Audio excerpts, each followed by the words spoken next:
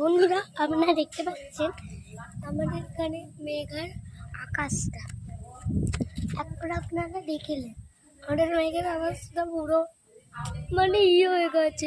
আমার খুব ভয় লাগছে, কেন আমার নাচের যে টিউশনই বন্ধ হয়ে যাবে আর অনলাইনে ক্লাস আমাকে ভাল লাগেনি। এই দেখো বর্জ্য পড়ছে আর তোমরা নিশ্চয়ই ভাববে এটা কি ঘর, দেখো এটা কি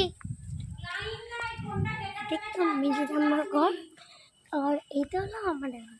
এখানে আমরা বাস ঘরের ভিতরটা আপনারা দেখেই দিই। আগে গ্রিলগুলো এমন, সব গ্রিলগুলো এমন বসে বললে